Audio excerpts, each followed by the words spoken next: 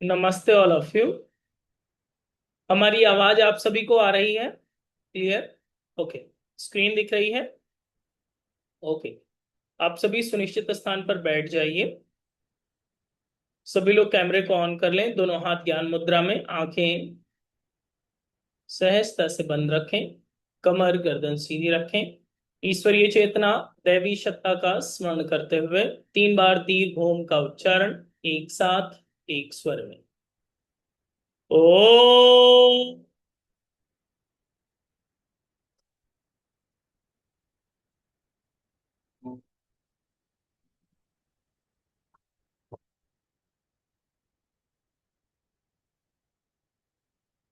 ओ।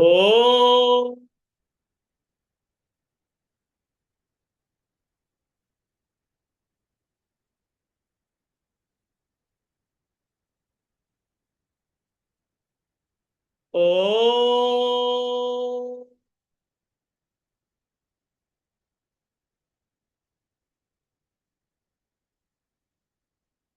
एक बार गायत्री महामंत्र का उच्चारण एक साथ, एक स्वर में। ओम भूर्भुवः स्वाहा तत्सवितुर्वरेण्यं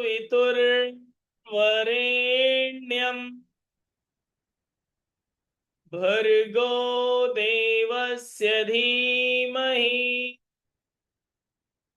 धियो यो नः प्रचोदयात्। Rub your both palms under your face, release and relax. आप सभी का स्वागत है आज के इस विशेष कक्षा में, जिसमें हम सभी श्रीमद् भगवद गीता के प्रैक्टिकल एस्पेक्ट को समझ रहे हैं और आज का ये 12वां सेशन है। अब तक के हम लोगों ने श्रीमद् भगवद गीता के पहले अध्याय के 11 सेशन अटेंड कर लिए हैं। आज ये पहले अध्याय का अर्जुन विषाद योग का 12वां सेशन होगा। ओके।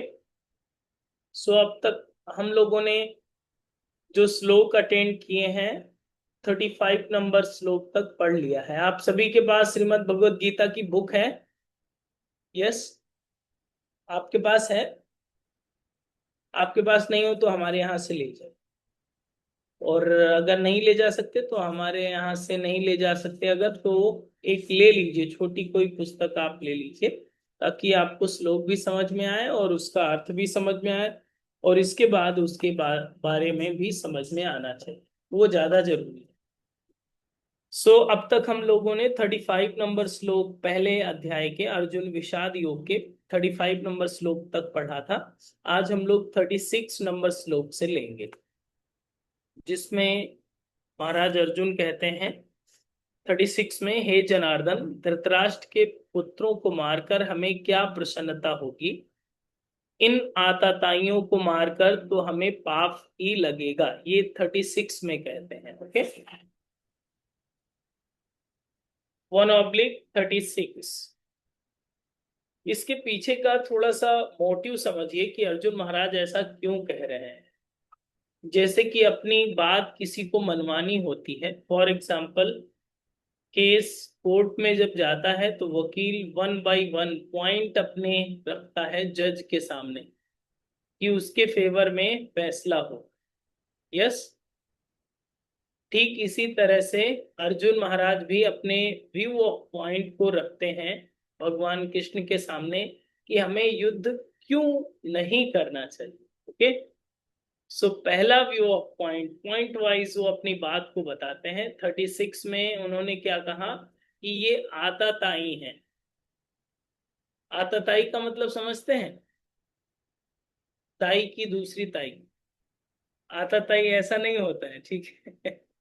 आताताई का मतलब है उसको तुरंत मार देना चाहिए जिसका पाप आपको नहीं लगेगा। जैसे कि फॉर एग्जाम्पल जो लोग राष्ट्रद्रोह करते हैं, फॉर एग्जाम्पल किसी ने अगर आप अपने देश के बारे में अहित चाहा है तो उसको मार देना चाहिए, उसका पाप नहीं लगे। फॉर एग्जाम्पल कोई आतंकवादी हो और अपने देश के बारे में अहित चाहता हो तो आर्मी वाले उसे तुरंत मार देंगे, उसका पाप क्या आर्मी वालों को लगेगा? नहीं लगेगा। इसका मतलब वो आतताई है। तो आतताइयों का पाप किसी को नहीं लगता, उनको तुरंत मार देना चाहिए, कोई पाप नहीं लगता। ये सिद्धांत है, ये मूल सिद्धांत, नेचर का सिद्धांत है। अर्जुन क्या कहते हैं? आतताइयों को मारकर पाप लगेगा। ये क्यों कहते हैं? ये मोह का सबसे बड़ा लक्षण है। क्या ये करके मुझे अच्छा लगेगा? ये मोह का क्या है? सबसे बड़ा लक्षण। ये मोह में है अर्जुन, इसलिए ऐसा कह रहे हैं। कर्म का बंधन बता रहे हैं। हम जो कर रहे हैं, हमको अगर अच्छा लगे तो हम करें। जैसे कि आप जो कर रहे हैं, अगर आपको अच्छा लगे वो करें, और हमें अच्छा नहीं लगे वो नहीं करें। तो ये क्या है? तब कर्म का बंधन होता है। यही एक, जैसे कि हम लोग साधारण व्यक्ति हैं या साधु संत? साधारण व्यक्ति है। हम लोग साधारण व्यक्ति हैं, और साधु संत में डिफरेंस यही होता है एक्चुअल में। साधारण व्यक्ति क्या करता है? जो हमको जो अच्छा लगता है वही करता है। साधु संत क्या करते हैं? जो करना है वो अच्छा करते हैं। इतना ही सिंपल सा डिफरेंस है। जो करना है उनको वो अच्छा करेंगे। साधारण व्यक्ति क्या करेगा? जो अच्छा लगता है वो करेंगे। जैसे कि अभी आपको अच्छा लगता है कैमरे को ऑन करके 3 बजे से बैठना और 3:10 से क्लास चालू होना, तो हम बैठे हैं। अब जिसको अच्छा नहीं लगेगा वो कैमरे को बंद करके क्लास अटेंड कर सकता है। समझ रहे हैं? तो अपने को यहाँ पर थोड़ा सा डिफर कर देना है कि कर्म का बंधन तब होता है जब हमें जो अच्छा लगता है वो करते हैं। जो करना है वो अच्छा समझ कर नहीं करते, जो अच्छा लग रहा है वही करते हैं। तो यहाँ पर पॉइंट ऑफ व्यू जो पहला दिया वो आताताई बताया है, जो 36वें श्लोक में आप बताया है कि ये लोग आताताई हैं। कौन? धृतराष्ट्र के पुत्र जो हैं, जो स्वजन हैं धृतराष्ट्र के, ये लोग आताताई हैं। फिर बताया कि स्वजनम ही कथम हत्वा सुखिना, मतलब अपने लोगों को मार करके, 37वें श्लोक में कहते हैं अपने लोगों को मार करके क्या हमें अच्छा लगेगा? स्वजनम हत्वा, ये वाली बात कही है। इसका मतलब ये है, अतएव हे माधव, अपने ही बांधव धृतराष्ट्र के पुत्रों को मारने के लिए हम योग्य नहीं हैं, क्योंकि हमने ही कुटुंबों को मारकर हम कैसे सुखी रह सकेंगे? हम अपने ही कुटुंब वाले लोगों को मारकर कैसे सुखी रहेंगे? अब ये बताइए, कोर्ट में केस आ गया, जब कोर्ट की पेशी होनी हुई तभी भाई बन गए क्या दुर्योधन? पहले भाई नहीं थे। जब केस नहीं हुआ था, मतलब युद्ध के मैदान में नहीं थे, तो क्या भाई नहीं थे? भाई तो तब भी थे। और ऐसा था क्या कि दुर्योधन जो थे या फिर जो कौरव थे, वो बचपन से अमूल चॉकलेट मिल बांट के खाते थे? और जो पांडव और कौरव आपस में मिलजुल के रहते थे क्या? हंसी खुशी रहते थे क्या? ऐसा नहीं है। बचपन से ही वो दुष्ट थे, झगड़ेलू थे। दुर्व्यवहार करना, एक दूसरे का सम्मान नहीं करना, एक दूसरे से लड़ाई करना, एक दूसरे को नुकसान पहुंचना, ये उनका स्वभाव था। राइट? ये उनका कर्म ही था।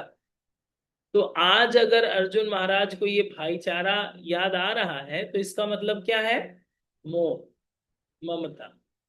मोह के कारण, या अपनी कायरता को छिपाने के कारण। युद्ध के मैदान में जाने से पूर्व भी उनके भाई ही थे। जैसे कि अभी हमने बताया कि कोर्ट के केस पहुंचने के बाद ही भाईचारा याद आ रहा हो।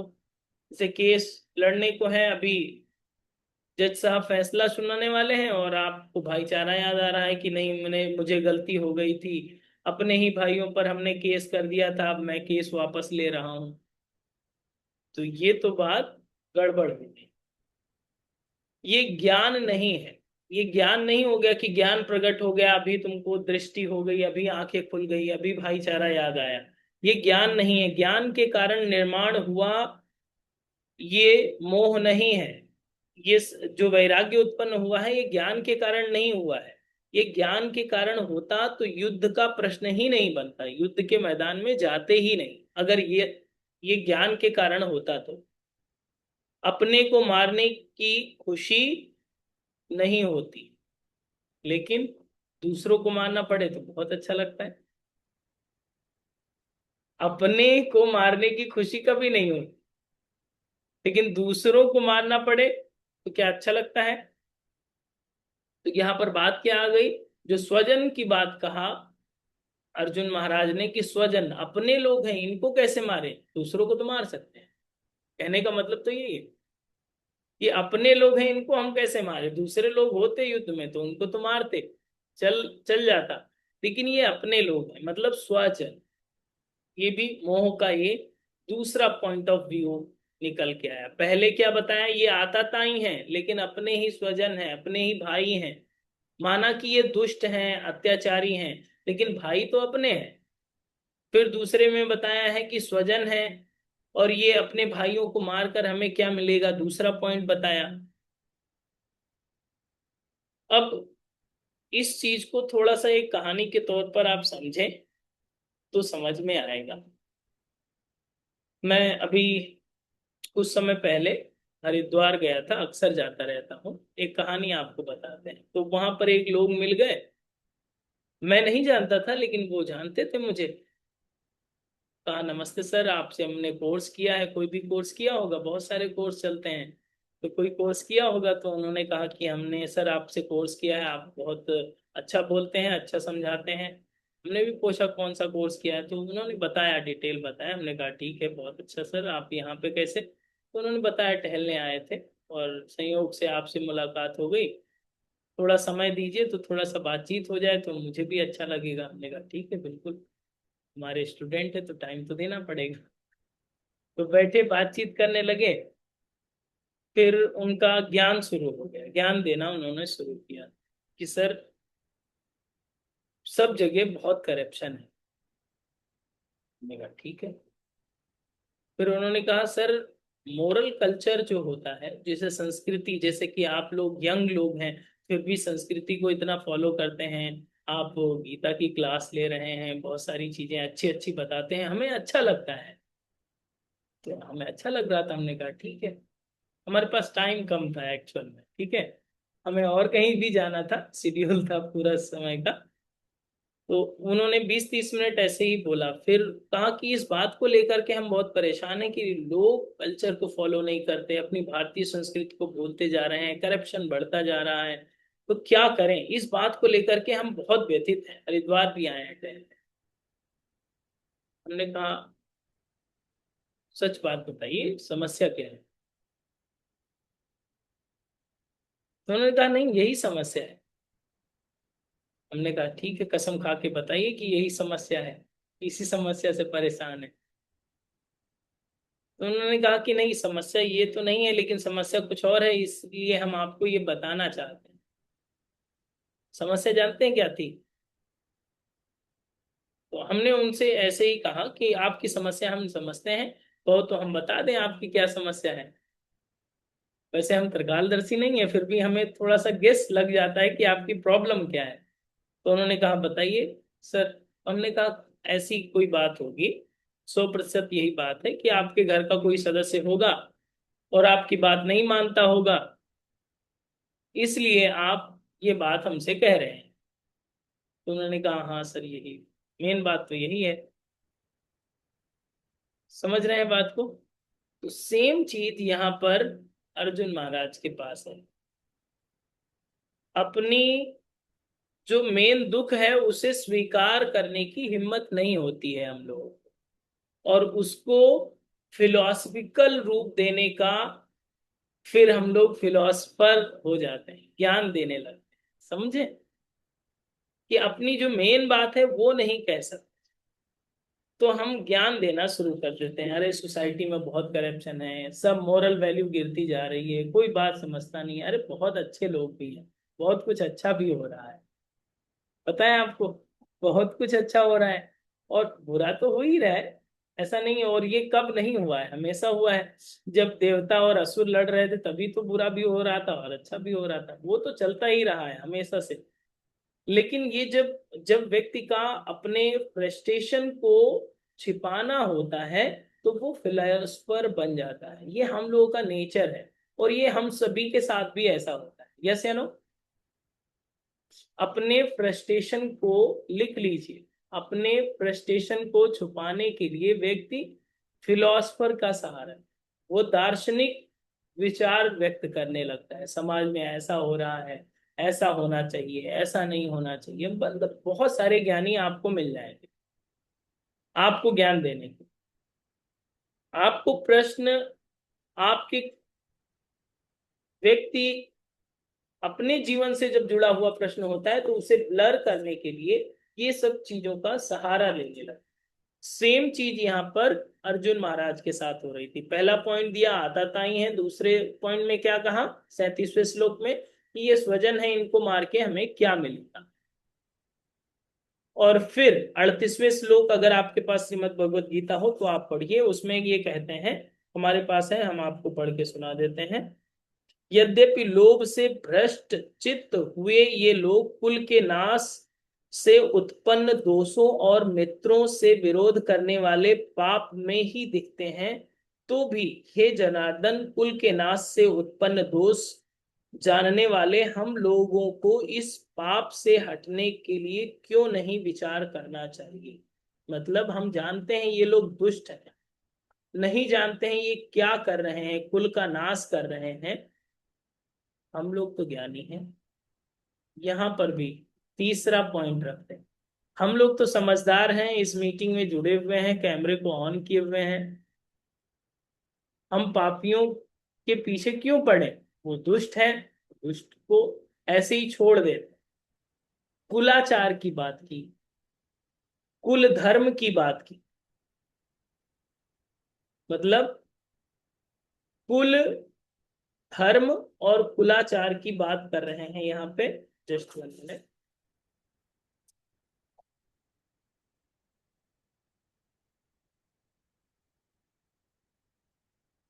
अर्जुन की यही स्थिति थी।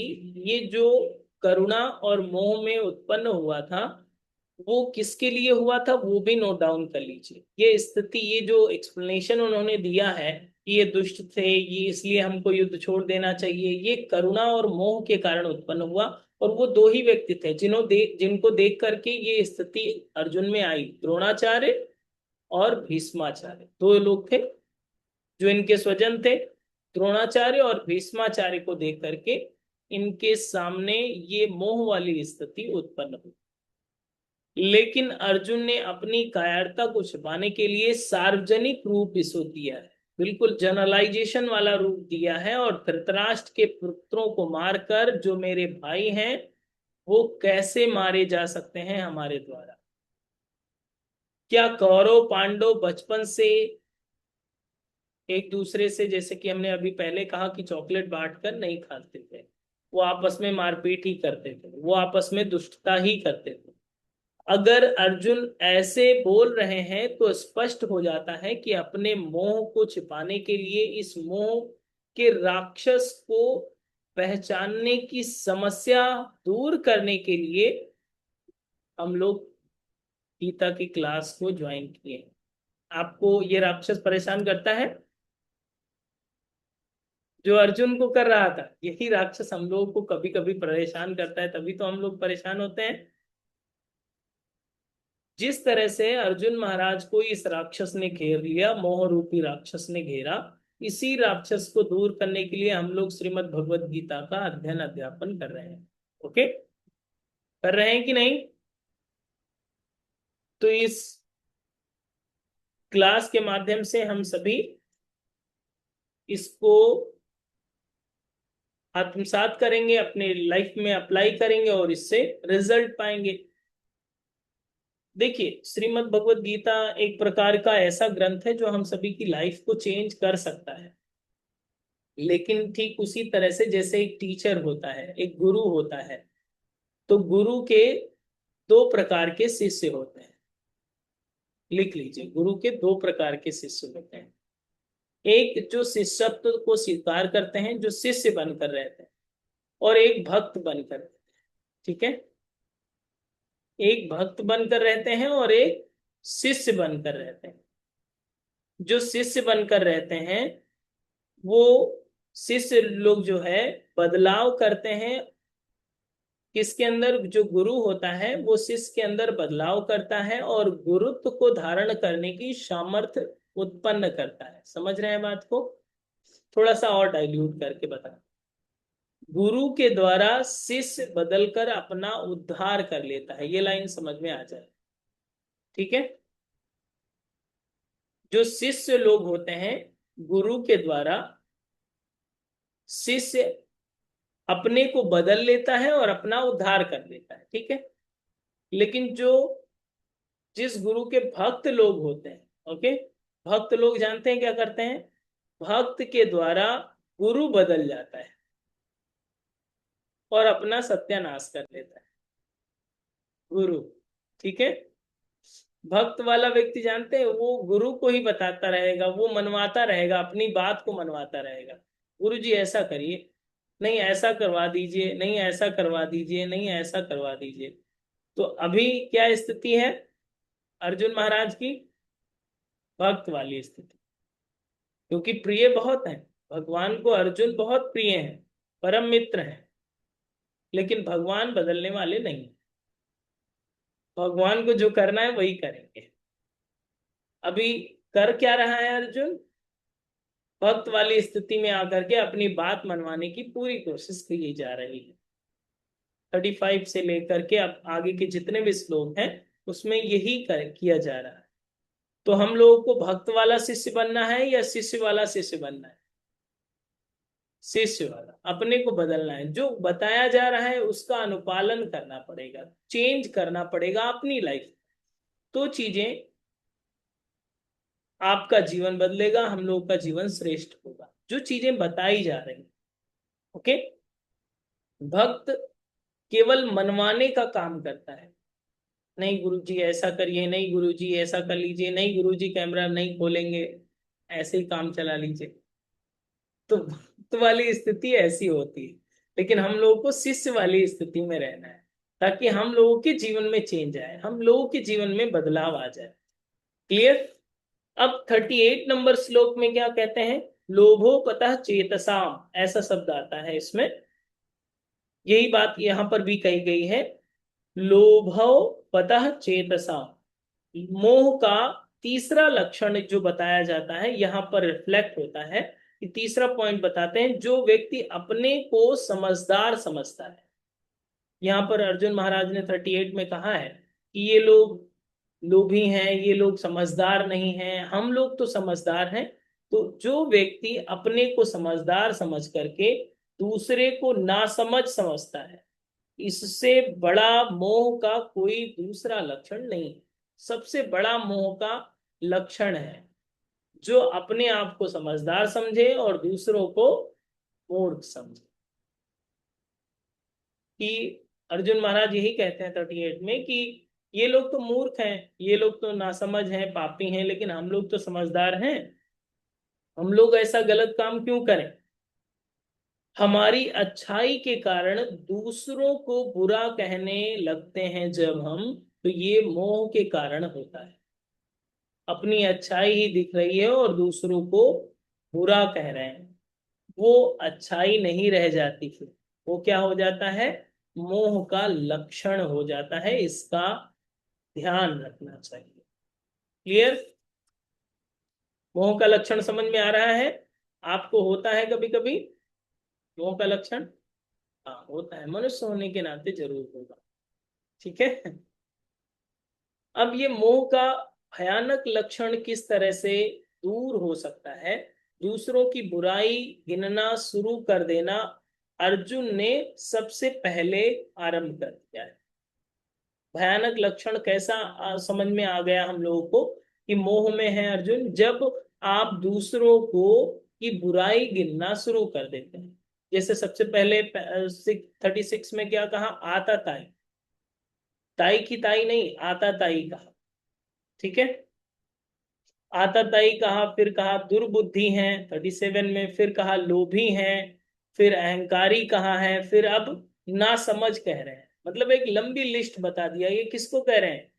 अपने भाइयों को नहीं, कौरवों को कह रहे हैं कि ये आताताई हैं, दुर्बुद्धि हैं, लोभी हैं, अहंकारी हैं, नासमझ है। और फिर बोलते हैं कि हम लोग तो समझदार हैं। क्लियर है ना बात? कि पूरी एक लंबी लिस्ट 35 से लेकर के 38 तक पूरा लंबी लिस्ट क्या बताया जा रहा है कि दूसरे लोग बुरे हैं, हम अच्छे हैं। साथ साथ में ये भी बताया जा रहा है हम अच्छे हैं। तो ये किसका लक्षण हुआ फिर? इसलिए मैं युद्ध नहीं करूंगा, ये किसका लक्षण है? मोह का। मोह का भयानक लक्षण है। एक लंबी लिस्ट आपने बता दिया कि दूसरे लोग बुरे हैं, हम अच्छे हैं। समझ रहे हैं? और फिर अगला पॉइंट बताते हैं कि कुल क्षये प्रणश्यंति कुल धर्मा सनातना। 40वें श्लोक में यहां पर ये कहते हैं कि ये अच्छा विचार है, परंतु अच्छा विचार सही समय पर आना चाहिए। जो बात यहां पर कह रहे हैं, कुल क्षय प्रणश्यंति कुल धर्मा सनातन, 40वें श्लोक में जो कहते हैं अर्जुन महाराज कि कुल के नष्ट होने से धर्म नष्ट होगा और धर्म के नष्ट होने से संस्कृति नष्ट हो जाएगी। अच्छा विचार है, लेकिन अच्छा विचार सही समय पर आए तो अच्छा होता है। अगर वो गलत समय पर सही विचार आ जाए तो उसका प्रभाव बुरा हो जाता है। होता है कि नहीं? जैसे फॉर एग्जाम्पल कहीं किसी का एक्सीडेंट हो गया है और दुर्घटना में किसी की मृत्यु हो गई है और आप गए हैं देखने, ठीक है? वहां अच्छा विचार क्या है? उसको सांत्वना देना, उसको सांत्वना देना, उसकी कष्ट में खड़े रहना। वैसे अच्छा विचार तो ये भी है कि आप, वो बहुत ज्यादा रो रहा है और आप कह रहे हैं कि क्यों रो रहे हो, कौन नहीं मरता है, आप भी मरोगे, ये भी मरेंगे, हम भी मरेंगे, तुम भी मरने वाले हो। है तो अच्छा विचार ही, सच भी है। लेकिन ये विचार अगर आप वहां पर देंगे तो ये अच्छा विचार भी उसका प्रभाव बुरा हो जाएगा, शायद आपको वहां से निकलना भी पड़े। है कि नहीं? है तो अच्छा विचार, श्रीमद् भगवत गीता का ही एक्सप्लेनेशन है, कौन नहीं मरा है, सबको मरना पड़ेगा। जिसका जीवन है उसको अंत होना है। लेकिन अगर आप सही समय पर अच्छे विचार को व्यक्त नहीं करेंगे तो उसका प्रभाव अच्छा नहीं होगा। ये जो बात कही कुल क्षय प्रणश्यंति कुल धर्मा सनातना, ये विचार अच्छा है, लेकिन ये सही समय नहीं है उस विचार को व्यक्त करने का, जैसे कि अर्जुन महाराज ने भगवान कृष्ण ने कही है। ठीक है? धार्मिक व्यक्ति जितना दुखी रहता है उतना अधार्मिक व्यक्ति दुखी नहीं होता है। आपको पता है ये फॉर्मूला है। आप धार्मिक हैं, आप लोग, या अधार्मिक है? जो लोग धार्मिक होते हैं वो ज्यादा दुखी होते हैं, पता है? वो अधार्मिक से ज्यादा दुखी होते हैं। उसका कारण भी हम बता देंगे। आप, कुछ लोग कह रहे हैं हाँ सर, सच कह रहे हैं सर, तो आज क्लास अटेंड किया, अच्छा किया, आज के बाद दुखी भी नहीं होंगे। ठीक है? क्यों होते हैं? क्योंकि देखिए अर्जुन महाराज भगवान के साथ में रह रहे हैं, ठीक है? दुर्योधन को इस तरह का दुख हो रहा है क्या? अभी वो युद्ध के मैदान में दुर्योधन भी खड़ा है, दुर्योधन को किसी प्रकार का कोई दुख नहीं। कोई बात नहीं, कोई टेंशन नहीं, अभी युद्ध लड़ेंगे, जीतेंगे ठीक है, नहीं जीतेंगे कोई बात नहीं। और जीतना ही है क्योंकि हम लोग कौरव हैं, 100 लोग हैं और ये लोग 5 लोग हैं, तो हम लोग जीतेंगे, हमारी पार्टी बड़ी है, ऐसा वो सोच रहा होगा। मैंने बात नहीं की उससे, ठीक है? वो ऐसा वो सोच रहे होंगे। लेकिन अर्जुन महाराज बहुत दुखी हैं, ये डिप्रेशन में जा रहे हैं, रथ के पीछे वाले हिस्से में खड़े हो गए हैं। और भगवान कृष्ण ने इनको ज्ञान देने के लिए श्रीमद् भगवत गीता है। वही बात हमने कही कि धार्मिक व्यक्ति जितना दुखी रहता है उतना अधार्मिक व्यक्ति दुखी नहीं होता। यही बात अर्जुन महाराज के साथ हो रही है। और इसका कारण एक ही है जिसे आपको नोट डाउन भी करना चाहिए और दिमाग में भी सेट करने चाहिए। जो बात हम चाहें वही होगी तो आप सुखी रहेंगे, ऐसा हम लोग मानते हैं। जो लोग हम लोग चाहते हैं वही हो तो हम सुखी रहें। बहुत सारे लोग बहुत तरह की बातें चाहते हैं, तो वैसा हो तो हम सुखी रहेंगे। लेकिन जैसा भगवान चाहते हैं वैसा हो जाए तो आप दुखी हो जाएंगे। ये बात तो, इसी कारण से हम लोग ज्यादा दुखी रहते हैं। हम भगवान के साथ भी रहकर भी उन पर विश्वास नहीं करते। यही कारण है कि जो धार्मिक व्यक्ति होता है ज्यादा दुखी हो। अगर विश्वास हो जाए तो ठीक है, जो कर रहे हैं अच्छा कर रहे हैं, जो करेंगे वो भी अच्छा करेंगे, यही बात तो। लास्ट में अर्जुन यही तो कहता है, शिष्यस्ते हम साधनाम तो हम प्रपन्नम, फिर सारा डिप्रेशन गायब हो जाता है, फिर युद्ध लड़ते हैं और जीत जाते हैं। तो ये बात हम लोगों को समझनी चाहिए कि हम भगवान के साथ रहकर भी उन पर विश्वास नहीं करते, जिसके कारण से दुखी होते हैं। हम विश्वास के साथ अगर, और उनकी सामर्थ्य को अगर पहचान लें, उनकी अगर पूरी प्रभुता को समझ लें, तो हम लोग दुखी नहीं होंगे। जो भी जीवन में घटित हो रहा है, अगर हम लोग भगवत आश्रित हैं, भगवान की शरण में हैं, भगवान के बच्चे हैं, तो हम लोग को दुखी नहीं होना चाहिए। I hope so. आप दुखी हैं, अभी धार्मिक हुए हैं आप, तो आप दुखी मत होइएगा, ठीक है। गीता में तो यही लिखा है कि आपको, आप दुखी नहीं होना है, क्योंकि वो बॉन्डिंग मजबूत करना है, हम लोग को ट्रस्ट मजबूत करना है। जो भी हमारा इष्ट है, आराध्य है, हम लोगों का संरक्षण तो कर ही रहा है प्रतिपल। ओके। तो ऐसा ही पूरे प्रथम अध्याय में चित्रित किया गया है। ये पूरे प्रथम अध्याय में अर्जुन विषाद योग में यही तो दिखाया गया है। जितने भी श्लोक हैं यही चीजें दिखाई गई हैं कि एक बार ट्रस्ट तो कर लेता अर्जुन, तो इसका सारा दुख खत्म हो जाता। अर्जुन युद्ध नहीं लड़ रहा है, विधि का जो विधान है वही युद्ध लड़ रहे हैं, जो नियंता है वही सारी चीजें करा रहे हैं। तो ये पूरा दैवी सुर संपद जो वाला पूरा कार्यक्रम है, वो वहीं पर नष्ट हो जाता। अब एक छोटी सी बात थोड़ा सा मैं आपको बताऊंगा। जैसे कि अगले अध्यायों में जब देवासुर संपद की बात आएगी, भगवान ने चाहा तो आगे के चैप्टर आप सुन पाएंगे, अगर भगवान ने चाहा तो, ठीक है। आगे के जब चैप्टर सुनेंगे और उसमें चैप्टर आएगा देवासुर संपद, देवताओं के क्या लक्षण होते हैं और आसुरों के क्या लक्षण होते हैं, तो पता है आपको क्या अच्छा लगेगा। जब देवताओं का एक्सप्लेनेशन मैं कर रहा हूँगा, वो उनको बता रहा हूँगा, भगवान बता रहे होंगे, तो आपको लगेगा ये हमारी ही बात है। ये लोभी नहीं होते, मोही नहीं होते, दूसरों पे क्रोध नहीं करते, ये भी जो अच्छे गुण हैं, वो ऐसा लगेगा कि ये आपके ही बारे में बात हो रही है।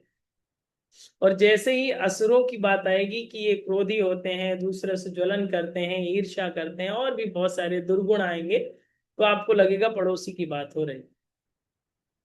ठीक है। मतलब जब अच्छाई की बात आती है तो हम अपने आप को ही फ्रंट पे रखते हैं, लेकिन बुराई की बात आती है तो अपना इमेज तो आता ही नहीं। सच बात है, ये नहीं है। ये आगे के चैप्टरों में हम लोग पढ़ेंगे और अच्छा लगेगा हमको, जब समझने की कोशिश करेंगे कि श्रीमद् भगवत गीता हम लोगों के लिए कितना अच्छा है। जैसे कि आप लोग मीटिंग ज्वाइन किए हैं, सुख के लिए या दुख के लिए, बताइए। सुख के लिए। और अगर मीटिंग ज्वाइन करके भी दुखी हो रहे हो तो तथास्तु, तो ये दुखी, हमें कोई फर्क नहीं पड़ रहा। लेकिन मीटिंग ज्वाइन करके अगर दुखी अनुभव करना है तो मीटिंग छोड़ देना चाहिए। लेकिन मीटिंग ज्वाइन करके अगर आप सुख का अनुभव कर रहे हैं तो ये अच्छी बात है। समझ रहे हैं। छोड़ने की बात हमने अभी आपको क्यों कही, क्योंकि यहीं पर एक छोटा सा प्रसंग आप समझिए। ये कहानी के माध्यम से हम आपको बताते हैं कि जो दुखी व्यक्ति हैं इसको समझ जाएंगे। एक कौवा था। कौवा को जानते हैं आप लोग, बड़ा सा होता है, सफेद सा। नहीं,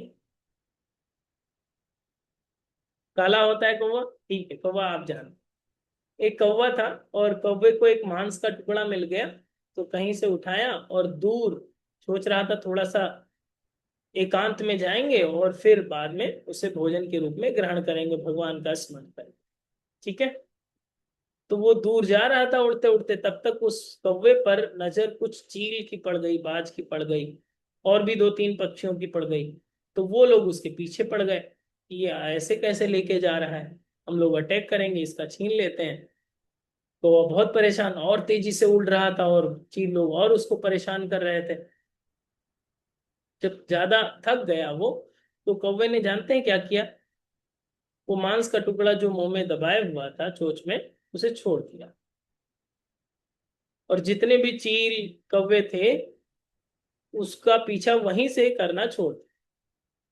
वो शांति से गया, शांति से बैठा, अपना जो भी उसको निर्वहन करना था किया। तो कष्ट कब से कम हो गया उसका, उसकी जो समस्या सी कब तक कम हो गई, जो चीज चोंच में दबाए हुए था, जब से उसने छोड़ा तभी से उसकी समस्या खत्म हो। तो यही चीजें हैं, बहुत सारी तकलीफें आती हैं हम लोगों की लाइफ में, जैसे ही आप ड्रॉप आउट करेंगे वैसे ही समस्या का समाधान हो जाता है, फिर कोई तकलीफ। अब यहाँ पर शरीर भी छोड़ने की बात होती है कभी कभी, शरीर छोड़ने की बात नहीं कर रहा, ठीक है, शरीर आपको नहीं छोड़ना है, लेकिन बहुत बार यहाँ पर लोग अर्थ का अनर्थ लगा लेते हैं। जैसे कि चलिए ठीक है, आप कोई काम ही नहीं कर रहे, सर ने बोल दिया है सब चीज छोड़ दो, खाना ना बनाएंगे ना खाएंगे, तो समस्या और बड़ी बढ़ जाए। ठीक है। कर्म छोड़ने की बात नहीं होती, जो आपका कर्तव्य है वो तो करना ही पड़ेगा। जैसे कि आपका घर है, यस, आपका घर है या घर नहीं है, घर है, हमारा भी घर है, आपका भी घर है। ये कौन कहता है कि हमारा घर है, जानते हैं, एक लिस्ट नोट डाउन करिए। हम लोग कहते हैं अपना घर है, पड़ोसी भी कहते हैं कि इनका ये घर है, आपके पड़ोसी भी कहते होंगे ये आपका घर है। कोई भी पूछेगा आपके रिलेटिव से तो कहेंगे हाँ उनका घर वो वाला है। पड़ोसी भी कहेंगे, चोर भी बताएंगे कि हाँ उनका घर वो है, उनके यहाँ चोरी करने जा रहा है, चोर भी कहते हैं। रिश्तेदार भी कहते हैं उनका ये घर है।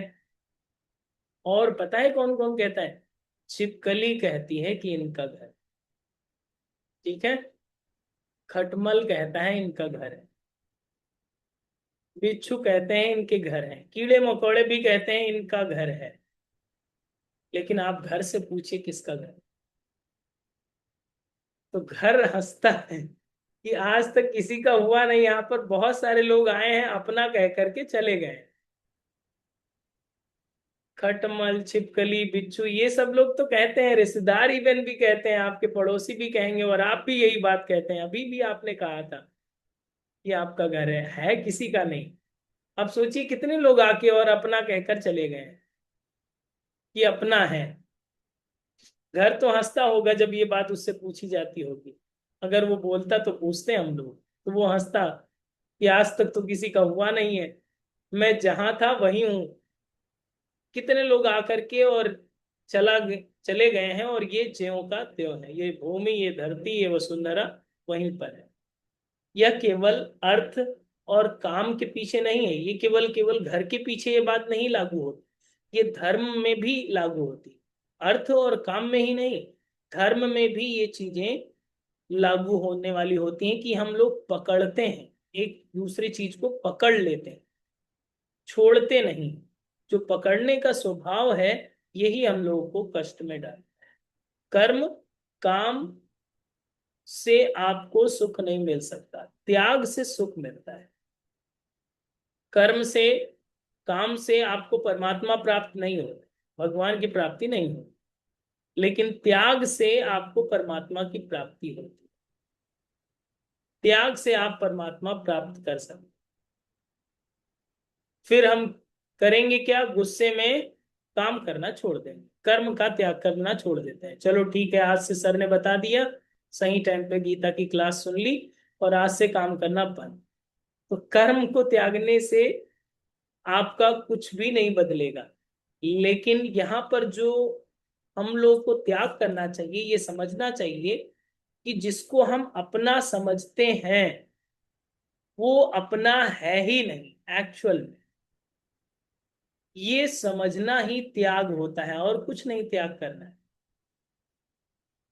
जिसको आप अपना समझते हैं ये अपना है ही नहीं, ये समझ लीजिए केवल, बस समझ लेना है, कहना भी नहीं है कि हम समझ गए तुम हमारे नहीं, ऐसा मत कहिएगा, ठीक है।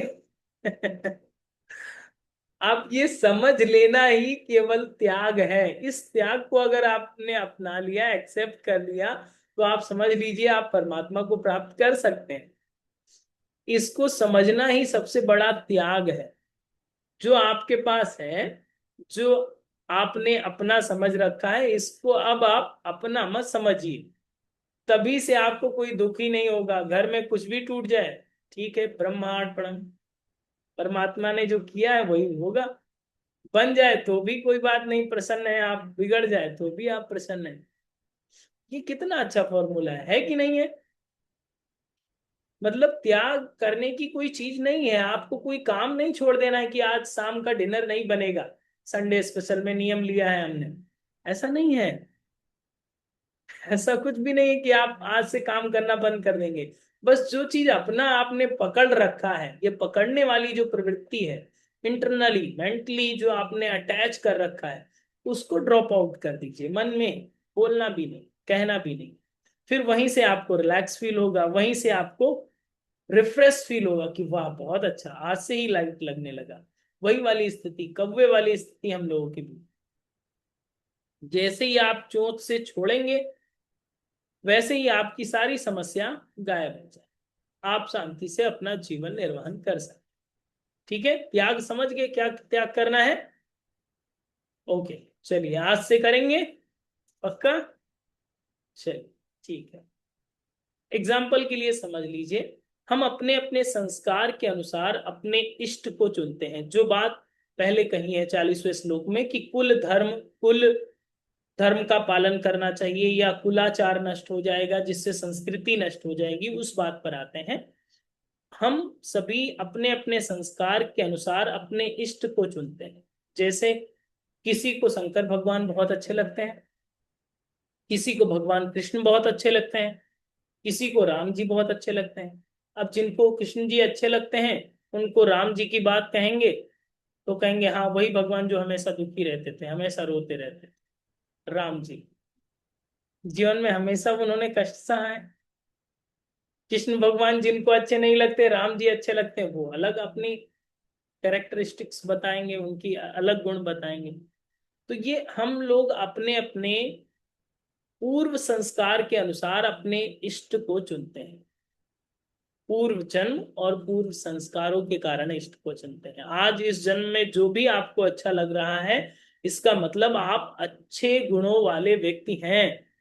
कोई तो भगवान अच्छा लग रहा होगा, यस या नो? या आप ही खुद ही भगवान हो? नहीं ना?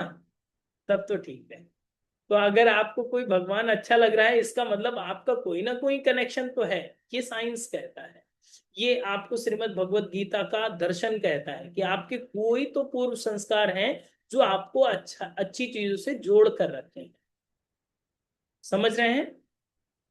और ये सभी चीजें हम लोग के लिए इसलिए जरूरी हैं क्योंकि पूर्व जो इष्ट से जुड़ा हुआ है, आपका इष्ट है, आप इष्ट की आराधना करते हैं, पूजन करते हैं, इसका मतलब आपके पूर्व संस्कार भी हैं और आप अच्छे कर्मों वाले लोग हैं, अच्छे लोग हैं। इसे कहते हैं एक शब्द में, हिंदी में, अस्मिता। अस्मिता, नोट डाउन कर लीजिए। अस्मिता पर ही आगे की बात हम आपको बताएंगे। अपने इष्ट के संस्कार के कारण हम अपने इष्ट को चुनते हैं। कोई राम को चुनता है, कोई कृष्ण को चुनता है। मनुष्य की अस्मिता जब तक होती है तभी तक उसका आत्मसम्मान होता है। ओके? मनुष्य की अस्मिता जब तक होती है, आपके पूर्व जन्म में या पहले के समय में जो आप श्रेष्ठ व्यक्ति हैं, उसकी अस्मिता जब तक रहती है, तभी तक आपको आत्मसम्मान होता है। जैसे कि हम सभी को पता है ना कि हमारे माता पिता बहुत अच्छे थे, धार्मिक प्रवृत्ति के थे, अच्छा काम करते थे, दूसरों की मदद करते थे, सेवा करते थे, यस या नो? यस, अच्छे लोग थे। तो वो हम लोग को पता है ना कि हमारे माता पिता कौन थे। इसलिए हम लोग उस चीज को प्राउड फील करते हैं। वही एक चीज है अस्मिता, कि हम लोग अच्छे लोग हैं, अच्छे लोगों के पुत्र हैं, पुत्री हैं, जो भी हैं, वो हम लोग का आत्मसम्मान बढ़ाता है, और आत्मसम्मान से आत्मविश्वास बढ़ता है। जिसकी अस्मिता जब तक होती है तो आत्मसम्मान बढ़ता है, और आत्मसम्मान जिनके अंतःकरण में होता है उनको आत्मविश्वास बढ़ता है, और जिनके अंतःकरण में आत्मविश्वास होता है वही जीवन में प्रगति करते हैं, आगे बढ़ते हैं। ये मेजर फैक्टर है। मतलब जिस मनुष्य में मनुष्य की अस्मिता जब तक रहेगी तभी तक वो आत्मसम्मान होता है उसके हृदय में, और जिसके हृदय में आत्मसम्मान होता है वही आत्मविश्वास का पात्र होता है, और जो आत्मविश्वास जिसके अंदर होता है वही जीवन में प्रगति करता है। सेल्फ कॉन्फिडेंस, वही ग्रोथ करता है। कॉन्फिडेंस नहीं होता है तो आप कितना भी मोटिवेशनल लेक्चर क्यों ना सुन लें, मन ही नहीं करेगा, अरे हम कैसे कर पाएंगे, हम नहीं कर सकते, और आप सब कुछ कर सकते हैं। समझ रहे हैं?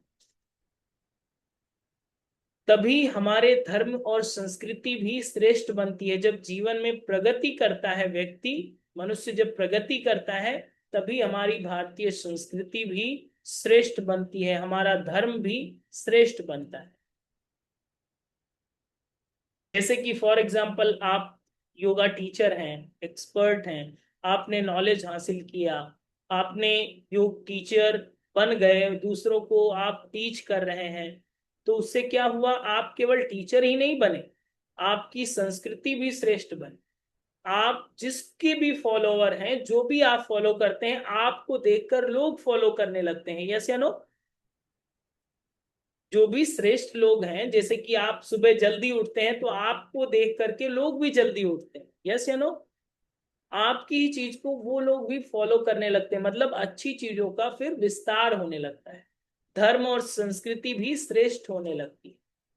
अस्मिता, एक छोटी सी बात जो अपने हृदय में हम सभी के मनों में रहती है, अस्मिता, कि हम देवताओं के पुत्र पुत्री हैं, हम देवताओं के बेटे हैं, ऋषियों की संतानें हैं। आपको पता है अपना गोत्र?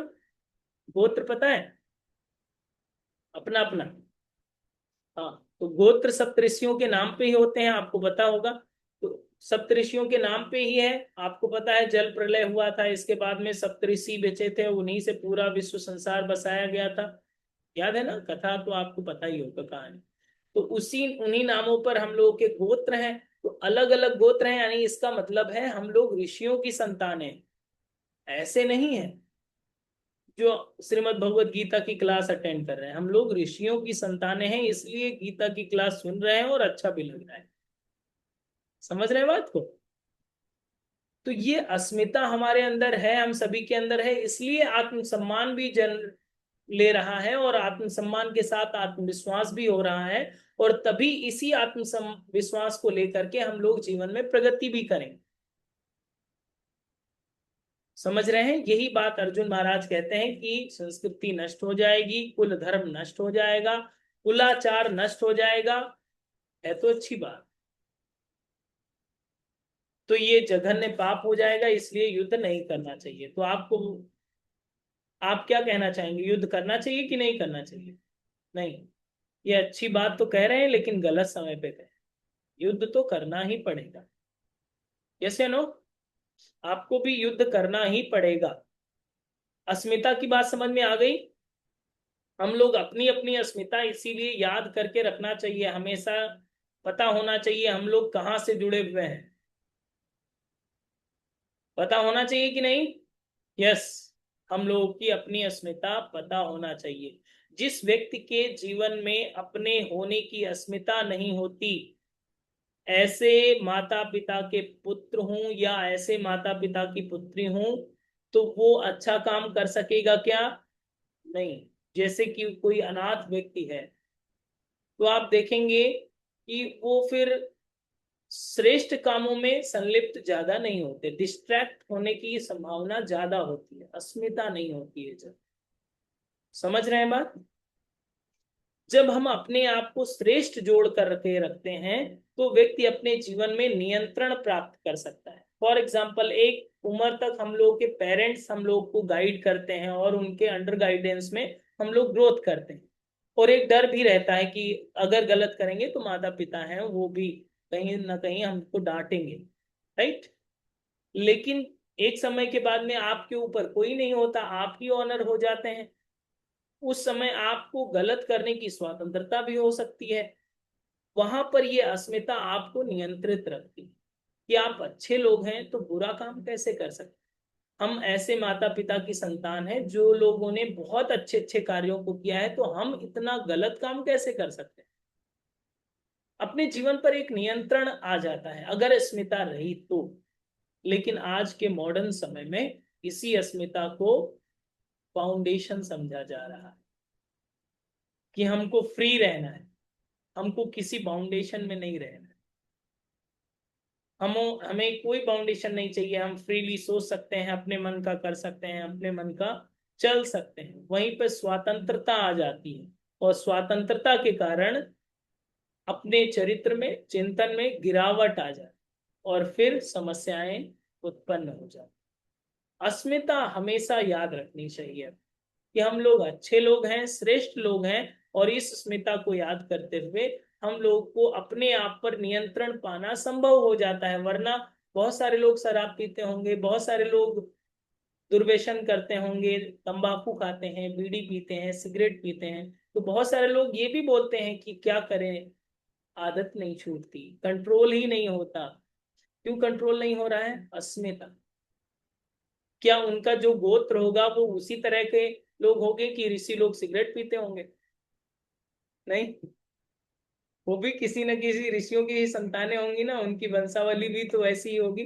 तो वो अस्मिता ड्रॉप आउट कर दिया है अपने अंदर। अगर वो अस्मिता याद आ जाए तो उस चीज को हम वहीं से ही त्याग कर सकते हैं, इवन अपने आप को नियंत्रित कर सकते हैं।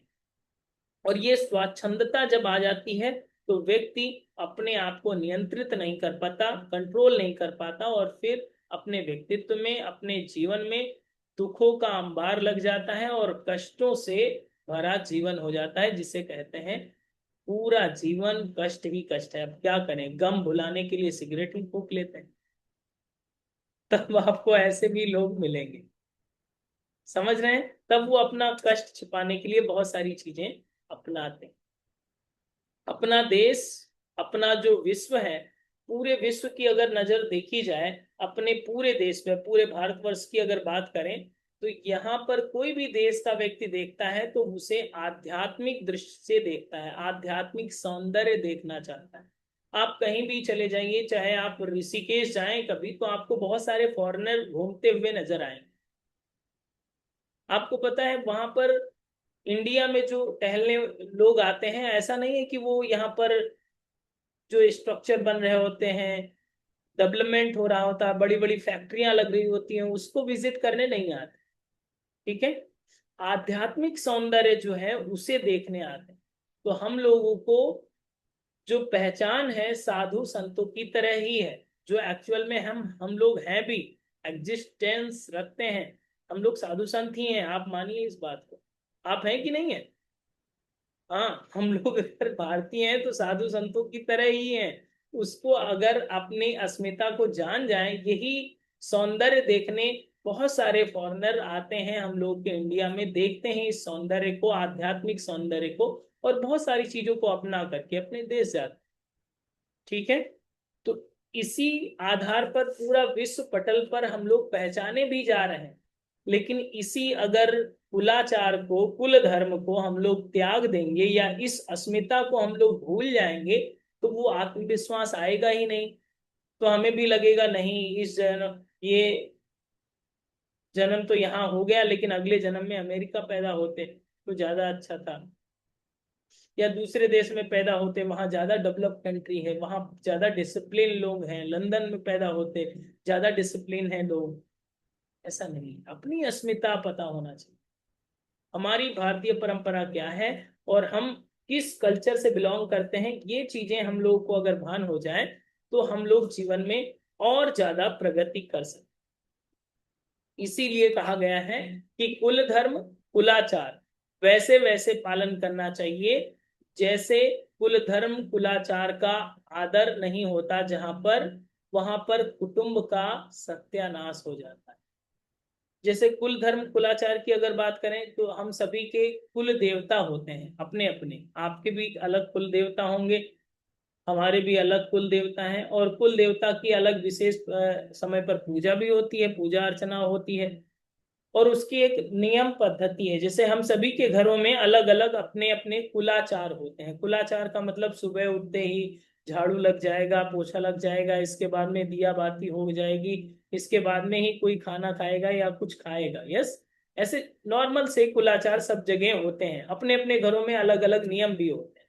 तो उस कुलाचार को वैसा वैसा ही पालन करना चाहिए, उसमें तर्क वितर्क नहीं करना चाहिए। और आप देखेंगे जहां जहां पर या जिन जिन घरों में ये कुलाचार नष्ट होता जा रहा है, वहां की संस्कृति नष्ट होती जा रही है, और वहां पे इसका प्रादुर्भाव होता जाएगा फिर कष्टों का, मनोविकृतियों का, मानसिक रोगों का डेवलपमेंट होता चला जाएगा। फिर वो काउंसलर भी आपकी समस्या ठीक नहीं कर पाए। कुल धर्म और कुलाचार का वैसे वैसे ही पालन करना चाहिए। इसमें ये नहीं सोचना चाहिए कि हम तो इतने मॉडर्न हैं, दीपक कौन जलाएगा, एक बार जला दिया बस हो गया, बहुत हो गया, या कौन रोज रोज वहां पे माथा टेकेगा, पूजा स्थली पे कौन बैठेगा। ये सब कुलाचार होते थे हम लोग के, हम सभी के घरों में ये आज जीवंत है। लेकिन आने वाली जो परंपरा है या आने वाले जो लोग हैं, जो नए मेहमान आ रहे हैं, वो शायद कम फॉलो कर रहे हैं। उनको भी हम लोगों को सिखाने की जिम्मेदारी है कि उन लोगों को भी सिखाना पड़ेगा। अगर कुलाचार नहीं होगा, कुल धर्म नहीं होगा, तो ये संस्कृति नष्ट होगी, और संस्कृति नष्ट होगी तो फिर आगे की जो स्थिति अर्जुन महाराज कहते हैं वही स्थिति उत्पन्न हो। ठीक है, जैसे कि जस्ट एग्जाम्पल के लिए 5 मिनट आपके पास और हैं, थोड़ा सा और बता दें। ओके, थोड़ा सा और समझ लीजिए। एक एग्जाम्पल देते हैं, जैसे कि एक पति पत्नी गीता की क्लास में आते थे, हस्बैंड एंड वाइफ, और डेडिकेशन के साथ वो क्लास के बाद लड़ाई करते। ठीक है, क्लास के बाद लड़ाई करते थे। तो मुझसे एक बार किसी ने फोन किया और बताया कि कहा कि आप कोई ऐसी समाधान बताइए कि हमेशा हम लोग क्लास करते हैं, गीता की क्लास बहुत अच्छी लगती है, और लड़ाई भी करते हैं आपस में। क्योंकि ये जब कह देते हैं तो हमें भी अच्छा नहीं लगता, हम भी सुना देते हैं, और ये जब कहते हैं तो हम भी सुन नहीं पाते। एक दूसरों ने अपनी अपनी बात कही, तो हमने कहा एक दवा हम देते हैं, वो ले लीजिए तो ये बात बन जाएगी। तो उन्होंने कहा बताइए। हमने कहा एक गिलास पानी लीजिए, आंख बंद कीजिए, हम कुछ मंत्र पढ़ रहे हैं, वहीं से मंत्र काम कर जाएंगे, और उस पानी को पी लीजिएगा, और इसके साथ में मन ही मन ये सोचिएगा कि एक दूसरे का आदर करना है, एक दूसरे का सम्मान करना है, और एक दूसरे का नाम तो बिल्कुल नहीं लेना है कि अशोक चाय बना के लाओ, अभी गीता की क्लास खत्म हो गई हमारी। ठीक है, नाम बिल्कुल मत ले, एक दूसरे का सम्मान करना है। ये कुलाचार था हम लोगों का कि नहीं? हस्बैंड वाइफ में ये चीजें बॉन्डिंग होती थी कि नहीं होती थी कि एक दूसरे का नाम नहीं लेते थे? आज भी हम लोग जानते हैं इस बात को, मुझे पता है इस बात को। हमारे दादाजी तो कभी नाम नहीं लिए, हमारी दादी का नाम ही नहीं पता था बचपन में हमें। आपको पता था क्या? ऐसे ही होता था कि वो लोग नाम नहीं लेते थे, सम्मान के लिए म्यूचुअल अंडरस्टैंडिंग होती थी। और जैसे ये जो कहानी मैं आपको बता रहा था, जैसे ही उन्होंने नाम लेना बंद कर दिया और आप कहकर बुलाने लगे कि आप क्या खाएंगे, आज सुबह क्या बना दूं, तभी से उनके मन में, उनके घर में लड़ाइयां भी बंद हो गई। क्यों? जब आप दूसरों का सम्मान करके उनसे संबोधित करते हैं तो उसकी बुराई हिडन हो जाती है, तो उसकी बुराई फिर नहीं दिखती, अच्छाई दिखने लगती है, क्योंकि आपने अच्छाई से शुरुआत किया। ये साइकोलॉजिकल इफेक्ट है। तो इसकी वजह से अच्छाई दिखने लगती है, आपसे लड़ाई नहीं होती है।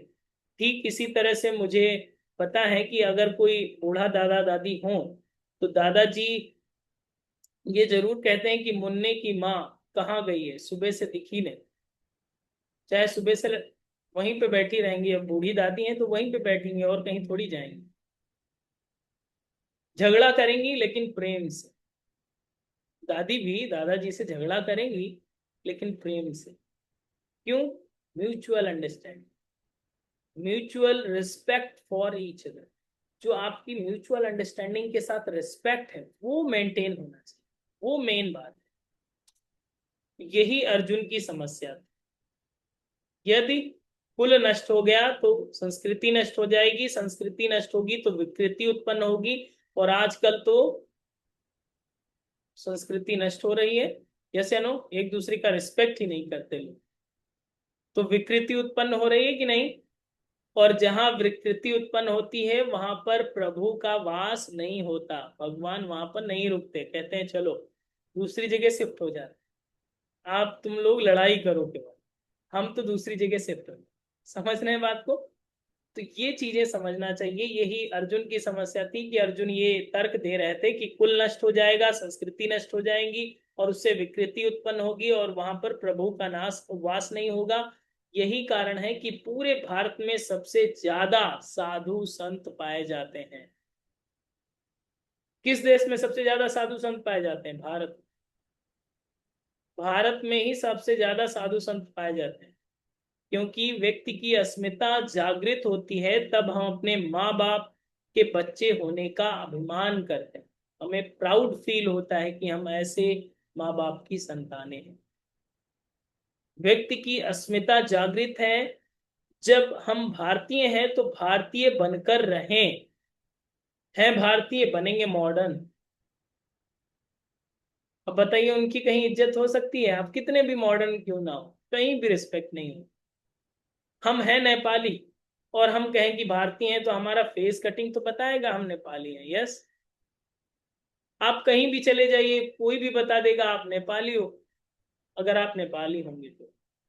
आप कहीं भी चले जाइए आपको बताया जाएगा कि आप भारतीय हो, यस यू आर इंडियन, क्योंकि आपका फेस कटिंग ही ऐसा है।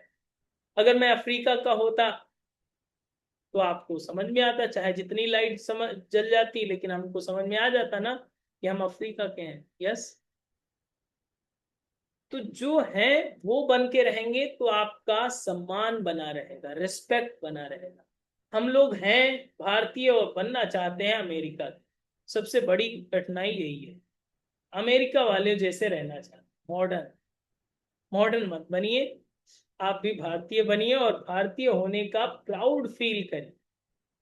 तो सौंदर्य जो होगा, आत्मसम्मान होगा, वो बढ़ेगा और हम सभी की प्रगति हो सकेगी, हम लोग जीवन में अच्छा कर सकेंगे, श्रेष्ठ कर सकेंगे। लेकिन अगर ये बात नहीं होगी तो इस सौंदर्य को अनुभव नहीं कर पाएंगे, आत्मसम्मान को अनुभव नहीं कर पाएंगे, आत्मविश्वास नहीं होगा और फिर प्रगति रुक जाएगी। भारतीय संस्कृति, हम सभी की संस्कृति सनातन के मूल से जोड़ कर रखती है हम, और हम लोगों को जुड़ करके रहना भी चाहिए। ठीक है, समझ रहे हैं? तो यहां तक हम लोगों ने 1/40 तक, 40 तक के श्लोकों को पढ़ा है। आगे 41 और फिर आगे के जो लास्ट क्लास होगी, आई थिंक मैं अब कंप्लीट जो 13वां सेशन होगा इसमें पहला अध्याय क्लोज हो जाएगा, फिर दूसरे अध्याय को हम लोग पढ़ेंगे। ठीक है, तैयार हैं? अच्छा लग रहा है कि नहीं? बोर लग रहा हो तो बताइए, लेकिन आपके बोर लगने से हमें फर्क नहीं पड़ता, हमें जो पढ़ना है और पढ़ाना है वो पढ़ा के ही माने। ठीक है, चलिए। आप सभी से निवेदन है, आपको व्हाट्सएप ग्रुप का लिंक भेजा जाएगा, आप उस ग्रुप को अपने इष्ट मित्रों को भी शेयर कीजिए कि बहुत अच्छी क्लास चल रही है। आप वैसे भी दुखी रहते हैं, जैसे आपने भी पहले कहा था ना कि आप दुखी हैं, आध्यात्मिक लोग हैं, दुखी हैं, तो आप ऐसे बहुत सारे लोग होंगे, उन तक दुखी लोगों तक वो ग्रुप की लिंक भेज दीजिएगा। फ्री में आपने 1 रुपये दिया है, उसी के एक से हमने 100 बना दिए हैं, तो आप 100 लोगों को भेज सकते हैं। ठीक है, और 100 लोगों को जोड़िए ताकि ज्यादा से ज्यादा ये लोग श्रीमद् भगवद गीता को प्रैक्टिकली अपनी लाइफ के लिए सुन सके। ठीक है, अब नेक्स्ट जो सेशन होगा 13 सेशन होगा। अब तक के जो सेशन अटेंड नहीं किए हैं, ग्रुप में हम आपको योग नमस्ते एकेडमी का लिंक भी भेज देंगे ताकि आपको सभी लेक्चर कभी भी आप कहीं भी सुन सकते हैं। ओके, 12वां जो सेशन है वो भी आज अपलोड हो जाएगा, उसे भी आप सुन सकते हैं। ठीक है, भेजेंगे दूसरों को, नहीं भेजेंगे? भेजिए तो ठीक है, आपका कुल धर्म आपका संस्कृति आपको रक्षा करे, और नहीं भेजेंगे तो भी ठीक है, हम यहीं पे मिलेंगे आपको। चलिए, दोनों हाथ ज्ञान मुद्रा में, आंखें सहजता से बंद कर लें, कमर सीधी रखें, मन को शांत स्थिर होने दें, ईश्वरीय चेतना दैवी सत्ता का स्मरण करते हुए एक बार दीर्घ ओम का उच्चारण, देन शांत। ओम